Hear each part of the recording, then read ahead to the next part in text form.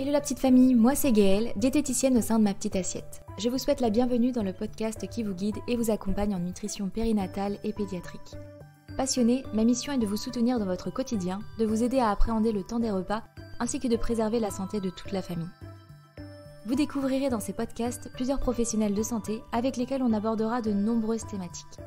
Je vous partage mes conseils et réponds à vos questions afin de vous aider à reprendre le plein pouvoir sur votre alimentation et faire de la place pour plus de sérénité et d'harmonie.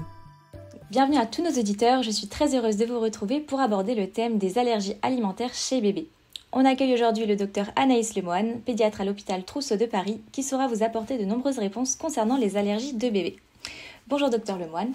Bonjour Gaëlle. Je vous laisse tout d'abord vous présenter à nos auditeurs votre parcours et votre quotidien à l'hôpital.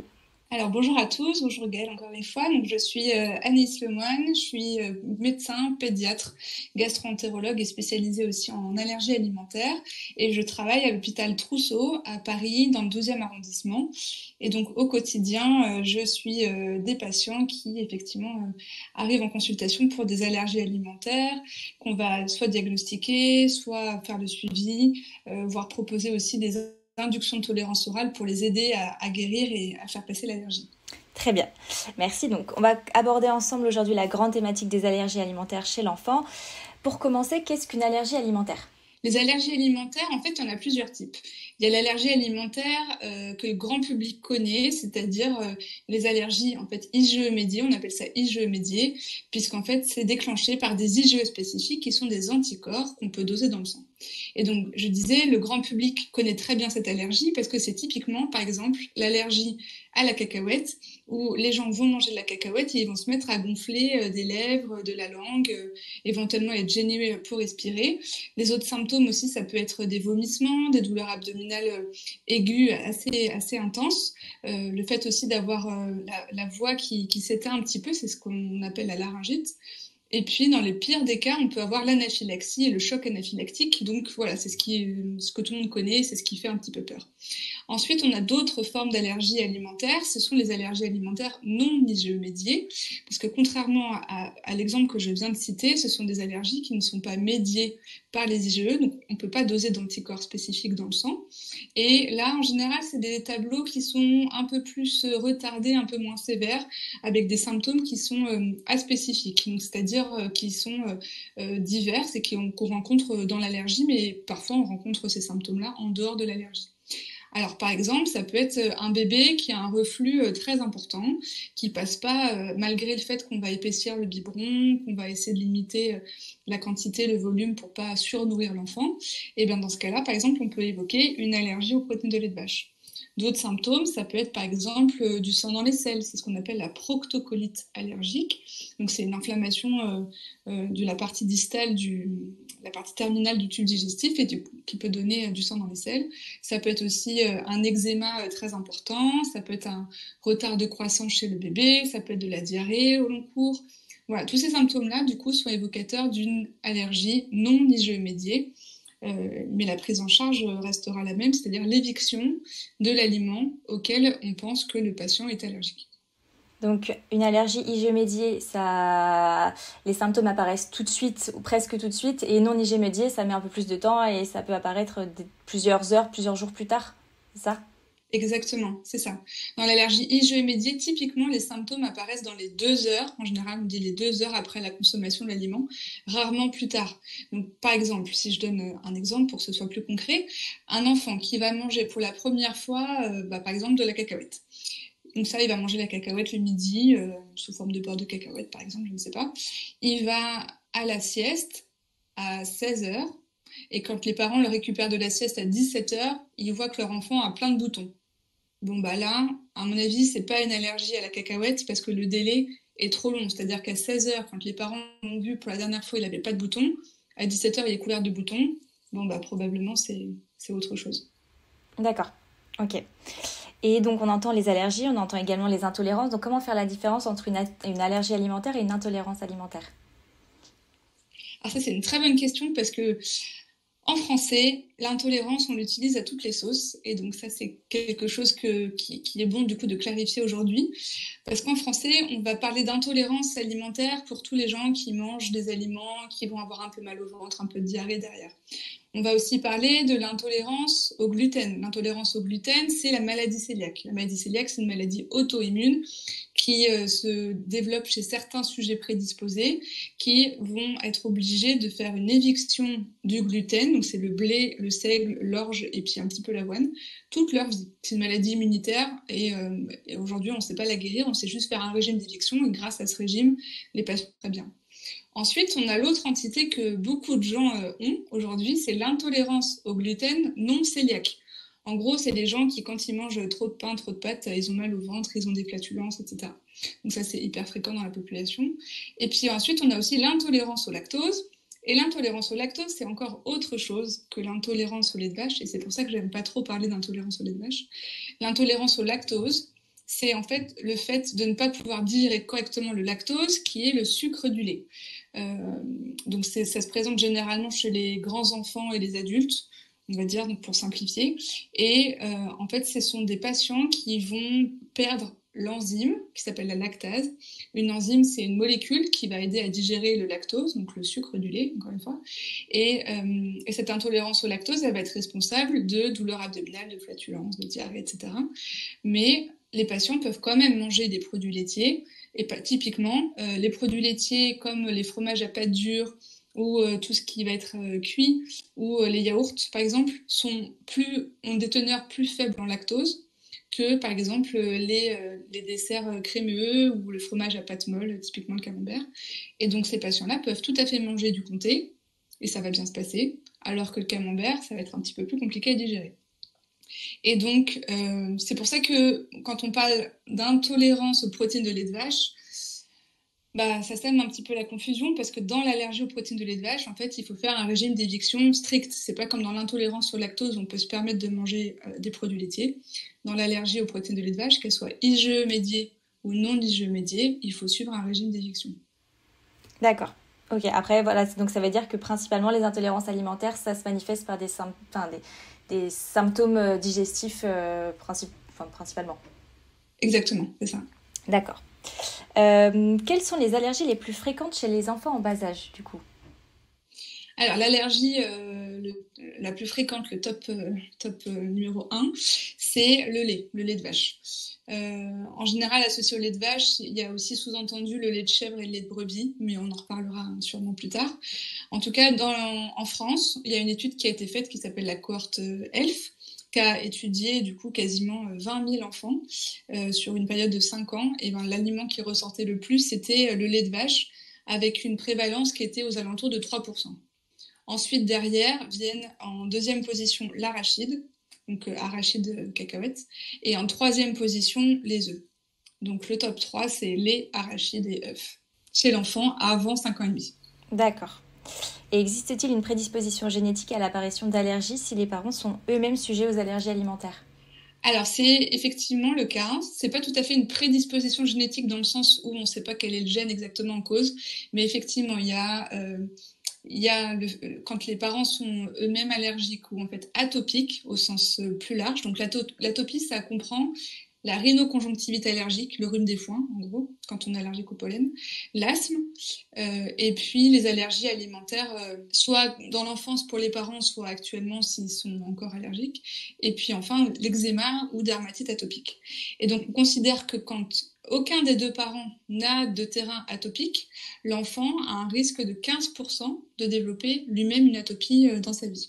S'il y a au moins un des deux parents qui a une atopie, l'enfant il a un risque de 20 à 40% de développer une atopie lui-même. Et quand les deux parents, voire la fratrie, donc c'est au premier degré qu'on regarde, pas la grand-mère, la tante ou la cousine, quand les deux parents ou la fratrie a un problème d'atopie, l'enfant a 70 à 80% de risque d'avoir lui-même une atopie plus tard. Donc effectivement, il y a quand même un terrain héréditaire qui est sous-jacent et qui favorise ces allergies-là. Et l'atopie en général. D'accord. Et comment se manifeste une allergie alimentaire du coup? Vous l'avez un petit peu évoqué précédemment, il y a différentes façons de le percevoir. Est-ce que vous pouvez refaire un point là-dessus? Alors, dans les symptômes des allergies IgE médiées, donc c'est des symptômes qui vont apparaître immédiatement ou dans les 2 heures, ça peut être un picotement au niveau de la langue, un œdème au niveau des lèvres, des boutons à type d'urticaire qui va apparaître au niveau de la peau, L'urticaire, en gros, c'est des plaques rouges qu'on dit typiquement, si on parle de sémiologie, c'est-à-dire si on donne exactement la description des symptômes, c'est sous forme de carte de géographie et ça gratte. Et ça peut bouger d'endroit, c'est-à-dire qu'à un instant T, ça va être par exemple sur l'épaule, et puis une heure après, la plaque sur l'épaule a disparu, et puis on va avoir une plaque sur le ventre. Donc ça, c'est l'urticaire. On peut aussi avoir des yeux qui vont larmoyer, des éternuements. On peut avoir également des douleurs abdominales très intenses. On peut avoir des vomissements aussi, bien sûr. On peut avoir, dans le pire des cas, une anaphylaxie, donc c'est l'association de plusieurs symptômes, voire un choc anaphylactique, donc c'est quand là le patient va vraiment pas bien. Donc ça, c'est pour la partie IgE médiée. Dans la partie non IgE médiée, donc les symptômes sont variés et pour faire le diagnostic, c'est un petit peu plus compliqué puisque les symptômes vont survenir plusieurs heures, voire plusieurs jours plus tard. Et ça peut être un retard de croissance pondérale, une diarrhée chronique, un reflux important, du sang dans les selles. Ça peut être aussi un eczéma qui va se majorer de manière vraiment importante dans les jours qui suivent la consommation de l'aliment. Et donc tous ces symptômes-là relèvent de l'allergie non IgE médiée. D'accord.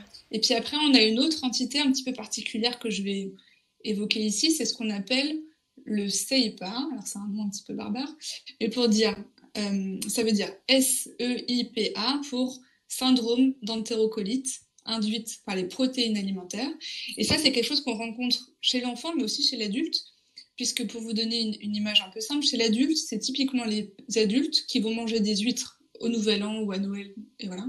Et tous les ans, ils vont être malades toute la nuit, ils vont faire que de vomir et ça va pas aller du tout. Et tous les ans, ils vont dire j'ai encore mangé l'huître qui était malade, je suis encore tombée sur moi, c'est pas de bol. Bon non, en fait, faut se rendre à l'évidence, c'est pas juste une histoire d'huître malade, c'est que l'adulte en l'occurrence est allergique à l'huître et ça se manifeste comme ça par des vomissements. Et chez l'enfant, on a aussi donc vomissement, mais associé à une hypotonie, donc un enfant qui est tout mou comme une poupée de chiffon, qui est très pâle, qui a un comportement qui n'est pas habituel et qui peut se déshydrater. Et donc, dans ces cas-là, les parents sont parfois amenés à aller aux urgences. Et dans un premier temps, quand on ne connaît pas trop cette maladie, on peut confondre ça avec une gastro-entérite. Donc, quand c'est le premier épisode, effectivement, ça arrive que les urgentistes disent c'est une gastro, rentrer à la maison, ça va passer tout seul en quelques jours. Mais en fait, ça s'améliore très rapidement puisque dès qu'on arrête de consommer l'aliment et que l'enfant a vomi plusieurs fois, le lendemain, en fait, il est parfait. Et donc, la répétition des épisodes doit faire évoquer cette allergie-là, qui fait partie des allergies qui ne sont pas médiées par les IgE spécifiques, mais qui est potentiellement un petit peu plus grave que les autres puisqu'on a un risque de déshydratation. D'accord. Et est-ce que du coup les allergies IgE médiées sont plus graves parce qu'elles apparaissent plus rapidement que les non IgE médiées ? Mais dans l'allergie IgE médiée, le gros risque, c'est l'anaphylaxie et le choc anaphylactique, et donc on peut potentiellement en mourir si on ne le prend pas en charge correctement assez précocement. Dans les formes non IgE médiées, si je mets à part le CEIPA dont je viens de parler, il n'y a pas de risque vital en fait. C'est des symptômes qui sont certes assez inconfortables pour l'enfant et puis pour les parents quand c'est un enfant qui va pleurer plus, qui va avoir du mal à refaire ses nuits, etc. par exemple. Mais en soi, il n'y a pas de risque vital à engager. D'accord. Et de toute façon, je pense que les parents qui voient justement les symptômes des allergies non IgE médiées qui apparaissent au fil des jours vont pas directement aux urgences, j'imagine, ils vont plutôt voir le pédiatre ou le médecin. Et c'est peut-être après, c'est le médecin et le pédiatre qui vont le rediriger vers les urgences au cas où, j'imagine. Exactement. À part éventuellement le cas de figure où il y a du sang dans les selles, ça inquiète beaucoup les parents et ce que je peux tout à fait comprendre, mais généralement, c'est pas une couche pleine de sang, hein. C'est des petits filets de sang ou des petites glaires sanglantes. Et du coup, les parents, ça les inquiète bien sûr, donc ils vont aux urgences. Mais en soi, il n'y a pas non plus de gravité derrière si c'est des saignements qui sont minimes, puisque l'enfant on n'aura pas besoin de transfuser l'enfant, et l'enfant n'est pas douloureux, donc ça va aller. Et en plus, l'attitude devant ce genre de symptômes, c'est en premier lieu d'attendre quelques jours avant de faire une éviction du lait de vache, parce que parfois, c'est pas forcément lié à une allergie. D'accord. Et une fois que les parents donc, sont rendus aux urgences, quels sont les examens réalisés sur l'enfant ? Alors généralement, il n'y a pas d'examen à faire en urgence, parce qu'en fait, il faut quand même se laisser le temps, notamment pour les allergies IgE médiées, il faut se laisser un peu le temps que l'organisme ait développé les anticorps, donc ces fameuses IgE, les immunoglobulines de type E. Et donc, il faut attendre en général un mois avant de faire les premiers examens. Donc, les faire en urgence, aux urgences, c'est pas forcément nécessaire. Donc ensuite, si on attend un petit peu que le patient retourne voir son médecin traitant, son pédiatre, voir l'allergologue. Donc dans l'allergie IgE-médiée, on va effectivement pouvoir doser les IgE. Donc ce sont des anticorps qui sont spécifiquement dirigés contre certains allergènes de l'alimentation, mais ça peut être aussi des anticorps contre les pollens, par exemple, enfin contre tous les allergènes de l'environnement. Et on va donc le doser dans le sang, sur une prise de sang toute simple, pas besoin d'être à jeun pour cette prise de sang. Et les résultats nous permettent de confirmer le diagnostic qu'on a supposé à l'examen clinique. Et ça va surtout nous permettre de faire un suivi, en fait. C'est-à-dire que grâce à ça, on va pouvoir vérifier que les anticorps baissent ou au contraire augmentent au cours du temps et du coup nous donner un petit peu une idée du profil évolutif de l'allergie et de la possibilité que l'enfant guérisse de son allergie. Autre option qu'on peut faire comme examen dans les allergies IgE-médiées, c'est ce qu'on appelle les prick tests. Les prick tests, ça consiste à mettre une goutte de l'allergène au niveau du bras ou du dos, par exemple, de l'enfant, et de faire un prick au travers, c'est-à-dire de faire une toute petite effraction cutanée superficielle avec un tout petit, comme une toute petite aiguille en plastique, mais vraiment très léger, donc comme une petite piqûre de moustique en fait. Et puis, on va attendre 15 minutes et on va voir si ça déclenche ou pas un bouton, comme un bouton d'urticaire en fait. Et donc ça nous permet aussi d'avoir un autre examen intéressant qui nous montre des signes d'allergie. Il n'y a pas de limite d'âge pour faire ces examens, ça peut être fait le prick test par exemple peut être fait à un bébé de 15 jours. Pour les IgE spécifiques, on peut aussi les doser très tôt dans la vie. C'est juste que si on les dose trop tôt, on s'attend à avoir des résultats un peu plus faibles que si on les dose chez un enfant plus grand. Mais voilà.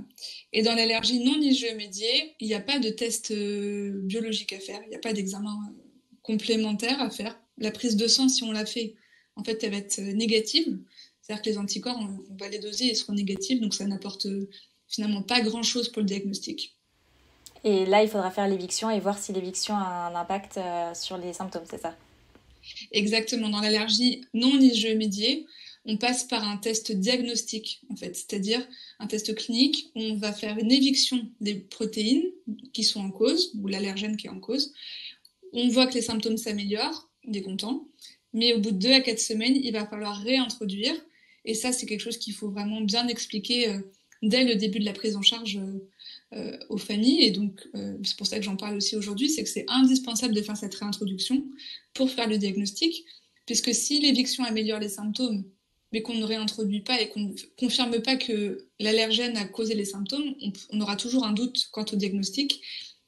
Et on pourra se dire, est-ce que finalement, c'était pas juste le fait que l'enfant ait un tout petit peu grandi et que du coup, il ait diminué ses symptômes spontanément et que ce n'est pas de lien avec l'allergène, quoi. D'accord. Donc à la suite, le pédiatre, le suivi peut se faire sur du long terme généralement? Alors, le pronostic de l'allergie alimentaire chez l'enfant, il est plutôt bon, et heureusement.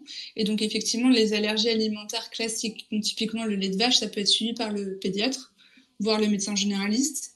Après, quand c'est d'autres allergènes, ça dépend un petit peu de l'aisance, on va dire, du médecin qui prend en charge l'enfant.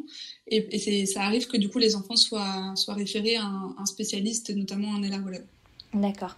Et il y a une différence également entre si la maman allaite et si la maman donne du lait infantile. Il va y avoir une différence au niveau de la prise en charge, j'imagine, s'il y a un impact, s'il y a une allergie qui se crée et si on a un doute sur l'allergène, j'imagine.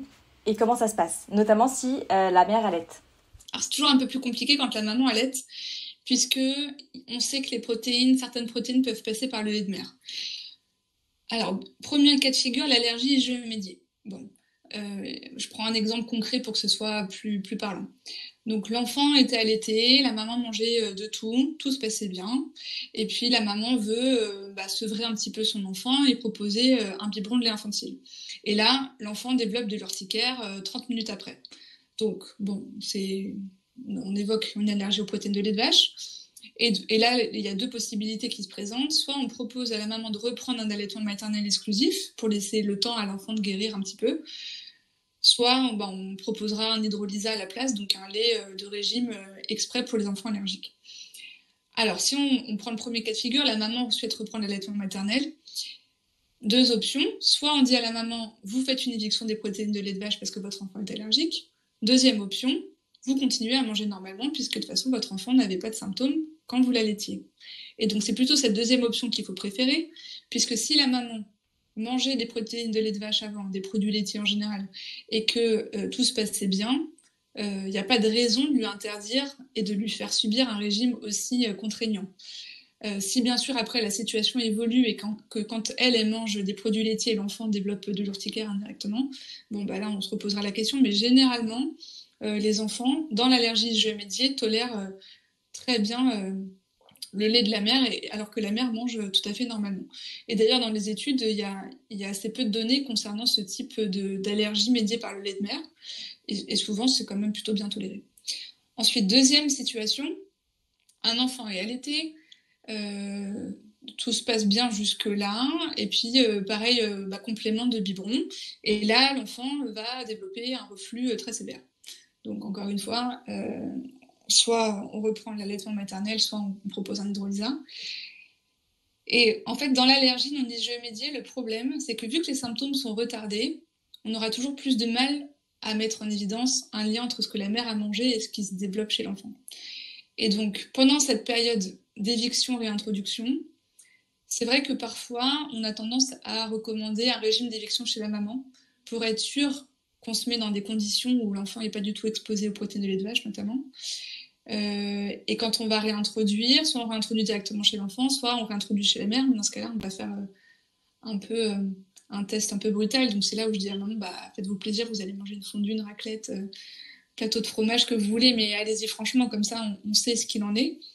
Et donc, de par mon expérience, effectivement, j'ai l'impression que dans les allergies non IgE-médiées, il y a plus souvent de formes qui sont médiées par le lait de mère. C'est-à-dire qu'on est un peu plus souvent obligé de faire un régime chez la maman. Mais on est quand même des gens sympas, les médecins. Et donc, il faut essayer d'alléger le plus possible le régime de la maman pour éviter qu'elle fasse pas un régime strict. C'est-à-dire que si elle mange du beurre et que ça se passe bien, tant mieux, on continue. On va pas l'obliger à manger que de la margarine et des produits sans lait, quoi. Et voilà, il faut essayer de trouver le seuil minimum qui permet à l'enfant d'être bien et à la maman de pouvoir survivre à ce régime. Oui, c'est ça. Oui, parce qu'il y en a beaucoup qui se disent que si jamais ils ont un petit peu de lactose, si jamais ils ont un petit peu de lait, si voilà, ça va fausser tous les résultats et ça va pas avoir de valeur significative au niveau des résultats. Mais donc c'est pas forcément vrai finalement. C'est ça dépend de chaque personne. C'est à la carte. C'est ça. Il faut s'adapter. Ouais. Il faut voir. Ça dépend de chaque enfant. C'est vraiment à la carte. Ok, ça marche. Et en tout cas, pour compléter, si la maman fait un écart de régime parce que elle a craqué, elle avait vraiment envie de manger un aliment en particulier et que l'enfant après il pleure un peu plus, il a un peu de diarrhée, etc. Faut pas culpabiliser. Enfin, dire on est tous humains, on a tous nos failles et vous n'avez pas mis en jeu la vie de votre enfant, donc ne culpabilisez pas. Merci de le rappeler, parce que je pense que ça peut faire du bien à beaucoup de mamans, c'est clair. Donc, également, lors de la diversification alimentaire, on va parler de la fenêtre de tolérance, donc qui se situe entre 4 et 6 mois. Est-ce que vous pouvez nous en dire un peu plus à ce sujet ? Alors, il y a plusieurs études récentes, et plus ou moins récentes, qui ont montré que quand on introduit les allergènes alimentaires majeurs, donc par exemple l'arachide, et qu'on les donne aux enfants assez tôt dans la vie, donc dès la diversification, on a moins de risques d'allergie alimentaire que les enfants qui auraient eu une éviction pendant plusieurs mois ou plusieurs années, qui auraient introduit ces allergènes alimentaires plus tard. Donc en fait, c'est parce que quand on expose tôt les allergènes à l'enfant, alors que son système immunitaire est encore en cours de maturation, qu'il apprend de l'environnement, etc., ça prévient en fait le risque d'allergie alimentaire plus tard.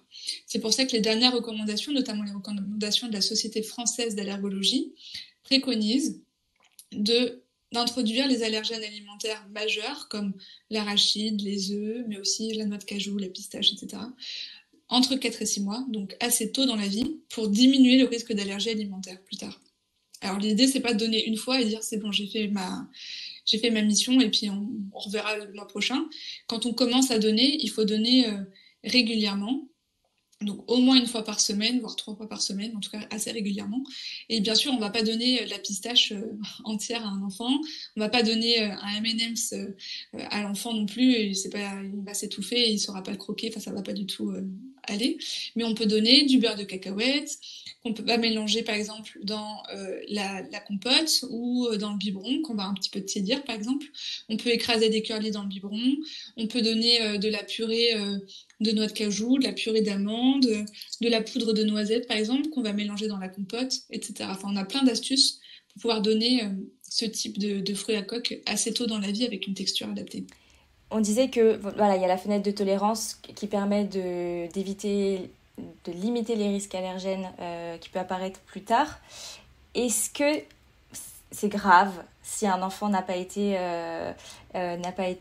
sujet à l'allergène avant ses 6 mois?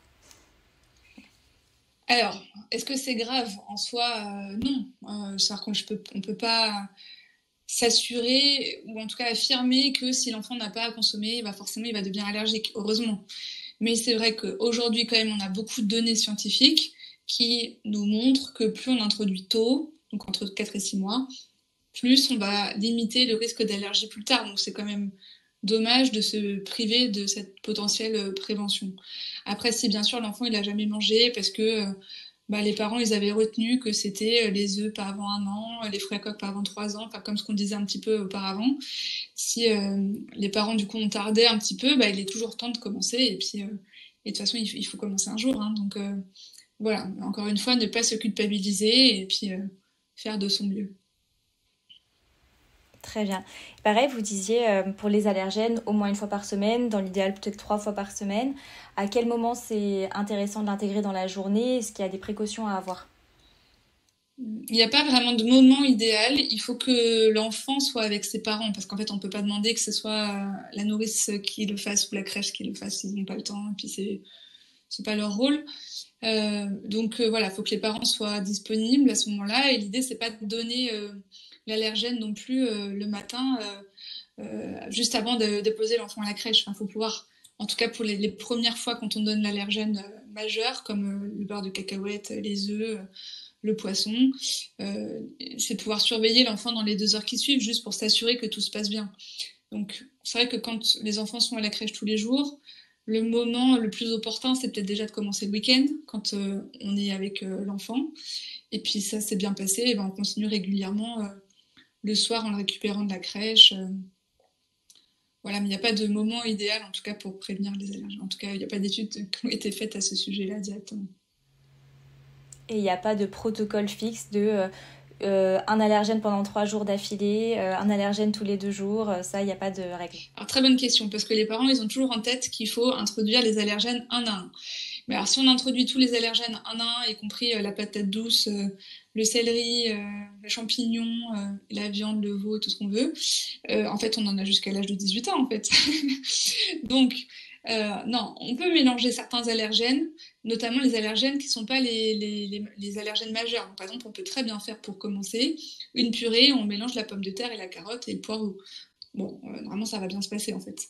Par contre, pour les allergènes majeurs, donc les œufs, le blé, le poisson, l'arachide et les fruits à coque, il faut essayer de les introduire de manière séparée. Parce que si on fait un petit mélange avec les œufs, le poisson et la cacahuète, et que l'enfant réagit, en fait, malheureusement, on ne saura pas à quoi l'enfant a réagi. On va rentrer dans une procédure qui va être un petit peu lourde pour la famille.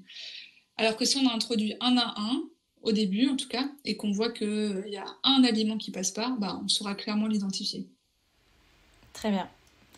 Et donc là c'est un à un par jour, au moins dans la journée, il faut un seul allergène majeur. C'est ça. On va également parler des allergies croisées. Alors, parce que tout à l'heure, on parlait du lait de vache, et après, on avait dit peut-être qu'on va évoquer le brebis, la chèvre, etc. Donc, allez-y, je vous écoute. Par rapport aux allergies croisées, qu'est-ce que c'est? À quoi ça correspond? Comment on fait? Les allergies croisées, ça repose sur le fait que certaines protéines se ressemblent de manière importante. Puisqu'elles se ressemblent, l'organisme va avoir tendance parfois à les confondre un petit peu. C'est pour ça que les protéines du lait de chèvre, du lait de brebis et du lait de vache, en fait, sont assez proches en termes de structure. Et c'est pour ça qu'on considère qu'il y a un risque important temps de réactions croisées entre ces différents types de lait de mammifères. Donc en général, quand on préconise un régime d'éviction des produits laitiers, ça sous-entend lait de vache, mais lait de chèvre et lait de brebis aussi. Ensuite, on a d'autres allergies croisées, comme par exemple, ça paraît un peu moins évident comme ça, mais c'est assez simple à comprendre aussi, c'est les allergies croisées entre la pomme, le fruit, et le bouleau, l'arbre. En fait, bon, comme ça, on se dit, bon, bah, le bouleau, ça ressemble pas vraiment à la pomme. Mais en fait, les protéines qui composent ces différents allergènes sont, pareil, très proches en termes de structure. Et en fait, ce sont quasiment le même type de protéines. Et c'est pour ça que les patients vont réagir à la pomme quand ils vont croquer dans la pomme ou dans certains fruits crus. Ça va leur picoter dans la bouche. Et puis quand c'est la saison des bouleaux, ils font que d'éternuer, ils ont les yeux qui piquent et ça va pas. Dans cette allergie-là, ce qui est rigolo à savoir, c'est que quand on va chauffer les protéines de pommes, qu'on va faire de la compote en fait typiquement, et ben les patients ne vont pas réagir parce que cette protéine qui est responsable des allergies, elle est dénaturée, c'est-à-dire elle est cassée par la cuisson. Et donc dans ce cas-là, les patients peuvent tout à fait tolérer la compote de pommes, du crumble et j'en passe. En ce qui concerne les allergies croisées entre les fruits à coque, donc par exemple entre l'amande, la pistache, la noix de cajou, toutes ces fruits à coque-là. En fait, on a aussi des allergies croisées parce que de la même manière que la pomme et le bouleau, on a certaines protéines qui sont similaires entre les fruits à coque. Ça explique que quand on est allergique à la noix de cajou, on a de gros risques d'être aussi allergique à la pistache et inversement. D'où l'intérêt de goûter chaque fruit à coque pour savoir un petit peu la sensibilité allergénique des fruits à coque, j'imagine. Exactement, c'est pour ça il faut pas faire une éviction large de tous les fruits à coque non plus parce qu'on a déjà une allergie à un fruit à coque connu. Enfin, il faut prendre conseil auprès de votre allergologue, mais c'est vrai qu'il faut essayer de lutter contre ces prises en charge qui sont parfois excessives. C'est pas parce qu'on est allergique à l'arachide qu'on sera forcément allergique à la noisette, par exemple. Et donc, il faut faire dans ce cas-là des explorations allergologiques et prendre conseil auprès du médecin pour s'assurer que le régime ne soit le moins restrictif possible pour faciliter l'intégration de l'enfant à l'école, améliorer sa qualité de vie et moins subir en fait cette allergie, ces allergies et ce régime d'éviction au quotidien. Donc ça peut être fait à tout âge ou ça se fait à un âge particulier, en effet peut-être avant 3 ans, ou ça peut se faire après quelques mois? Les allergies alimentaires, elles peuvent se développer à n'importe quel âge. On peut avoir une allergie alimentaire qui se développe à l'âge adulte. Et les allergies aux fruits à coque, souvent, c'est plutôt chez les enfants après 1 an, et puis chez les enfants un peu plus grands. Mais en tout cas, oui, ça peut apparaître à n'importe quel âge. Et ça peut disparaître tout aussi brusquement? C'est ça, heureusement l'allergie alimentaire chez l'enfant a plutôt un bon pronostic, notamment quand on parle du lait et des œufs. Puisque ce sont des allergies qui vont se développer assez tôt dans la vie, finalement, on arrive à passer outre au fur et à mesure du temps qui passe. Par contre, pour les allergies qui vont se développer un peu plus tard dans la vie, ou qui vont persister chez des enfants un peu plus grands après l'âge scolaire, voire chez les adolescents, malheureusement, c'est un peu plus difficile d'obtenir ce qu'on appelle une tolérance, c'est-à-dire le fait de ne pas réagir quand on est exposé à l'allergène. D'accord, ok. Et au niveau des produits industriels, parce que c'est vrai que lorsqu'on est allergique, c'est important de lire les étiquettes, lire les produits qu'on va acheter. Comment choisir et comment vérifier s'il y a un allergène présent sur le produit? Les industriels ont l'obligation de mentionner les 14 allergènes obligatoires, c'est ce qu'on appelle l'information aux consommateurs. Ces allergènes à déclaration obligatoire, c'est donc bien sûr le lait, les œufs, le gluten, les fruits à coque, l'arachide, le poisson, mais aussi le céleri, la moutarde, le soja, le lupin, les crustacés et les mollusques, et puis aussi les sulfites. Donc, dès qu'on est allergique à l'un de ces allergènes-là, c'est assez facile, j'ai envie de dire, puisque forcément, la notion et la présence de l'allergène va être mentionnée sur l'étiquetage, et ça devra être écrit de manière assez évidente, donc soit en lettres capitales, soit en gras. Par contre, quand on est allergique à d'autres aliments, parfois c'est un peu plus difficile parce que les industriels n'ont pas l'obligation de faire mentionner l'allergène et la présence de l'allergène, mais bon, les gens sont quand même plutôt honnêtes, et donc généralement c'est quand même écrit, mais attention. Donc quand on est allergique, on peut consommer des produits industriels, mais voilà, il faut bien lire l'étiquetage. Il faut regarder aussi la notion de trace, parce que parfois il y a marqué trace éventuelle, ou traces possibles, ou fabriqué dans un atelier qui utilise par exemple des fruits à coque. Généralement, ces trois notions-là, ce sont des mentions de précaution, un étiquetage de précaution, et généralement, ça ne déclenche pas de réaction allergique. Par contre, quand il y a marqué trace de, attention, parce que là, certains patients peuvent réagir, c'est pas la majorité des cas, mais certains patients réagissent aux traces quand même. D'accord. On arrive maintenant à la fin de cet épisode et avant de passer aux questions des parents, souhaitez-vous ajouter quelque chose que nous n'aurions pas abordé?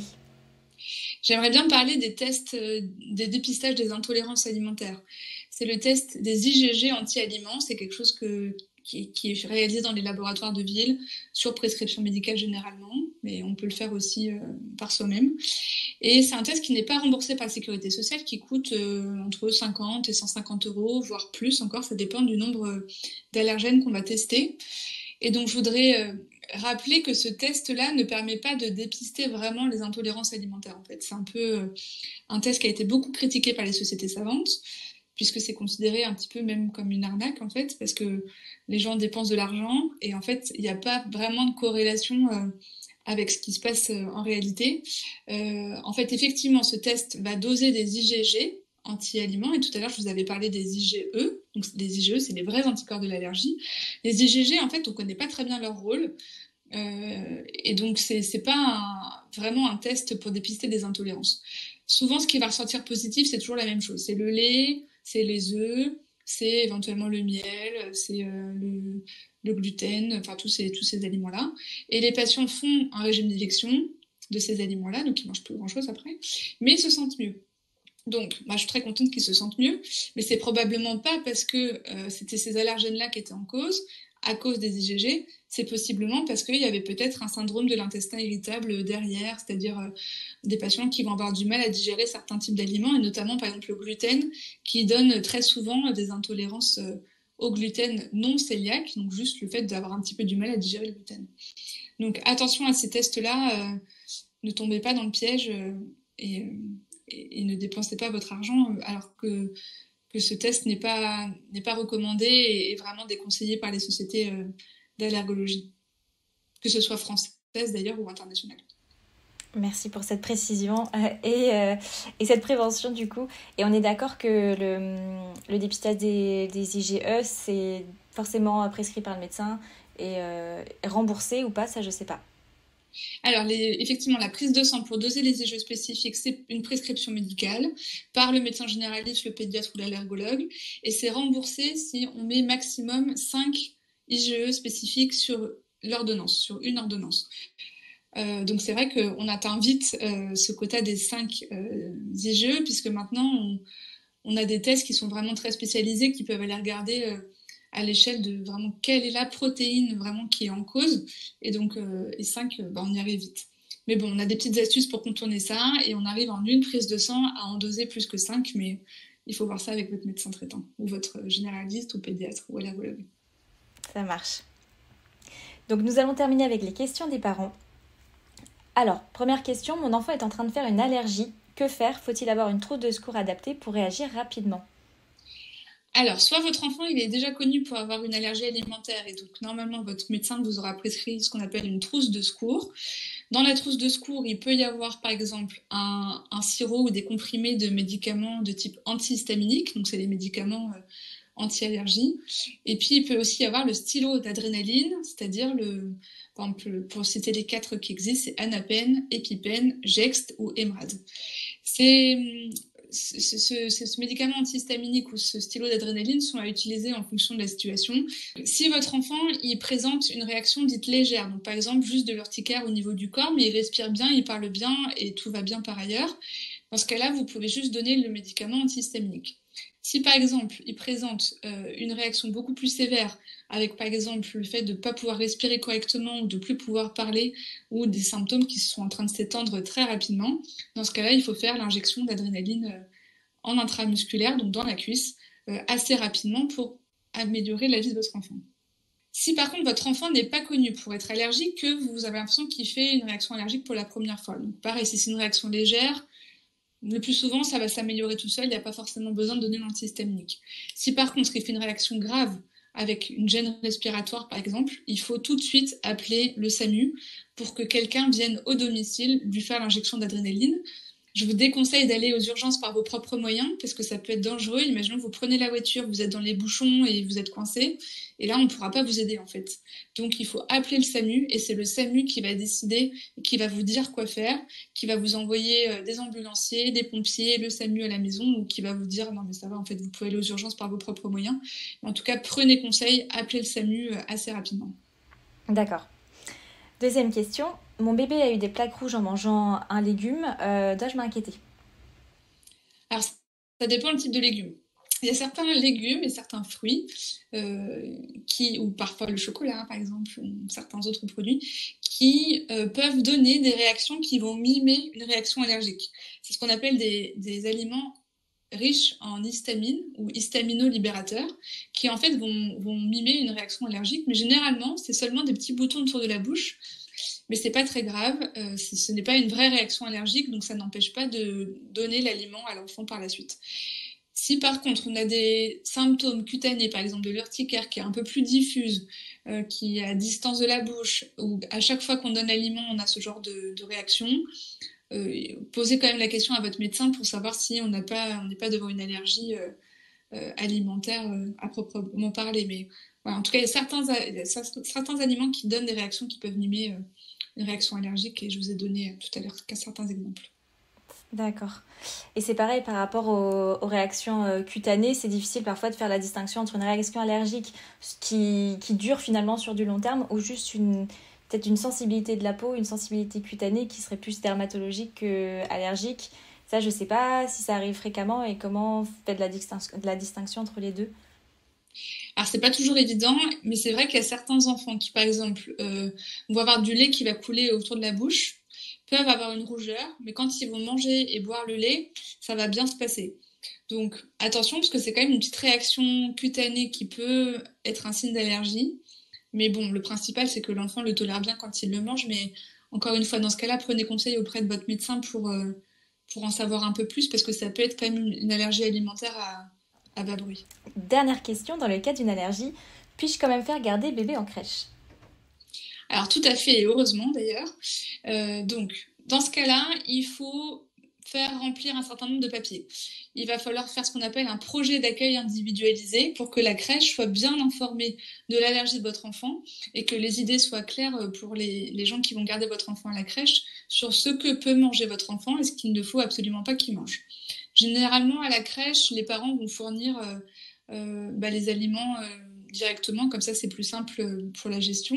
Donc typiquement pour le lait de vache, les parents vont donner la boîte du lait de régime, le lait spécial. Ils vont donner les petits biscuits qui contiennent pas les produits et les protéines de lait de vache. Et puis comme ça, pour l'enfant, ça va bien se passer. Mais c'est très important que le personnel de la crèche soit informé et soit éduqué, puisque ils ont quand même votre enfant sous surveillance. Et les enfants, parfois, ils aiment bien goûter ce que le petit voisin il est en train de manger aussi. Et donc, malheureusement, quand ça se produit, donc il y a ce qu'on appelle un accident d'exposition, il faut que le personnel de la crèche soit informé sur que faire, finalement, quel médicament donner, qui appeler, quelle est la conduite à tenir finalement en urgence. Et donc c'est pour ça qu'à côté de ce projet d'accueil individualisé, il y a un plan d'action, il y a les ordonnances et la trousse de secours, et comme ça tout va bien se passer. Parfait. Merci beaucoup Dr Lemoine pour toutes ces réponses. C'était Anaïs Lemoine et Gaëlle sur le thème des allergies alimentaires de bébés. Prenez soin de vous. Ce sera tout pour cet épisode qui laissera sûrement une porte grande ouverte à d'autres sujets tous plus intéressants les uns que les autres. Si vous avez des interrogations à propos de ce podcast, contactez-nous directement sur notre compte Instagram Ma Petite Assiette.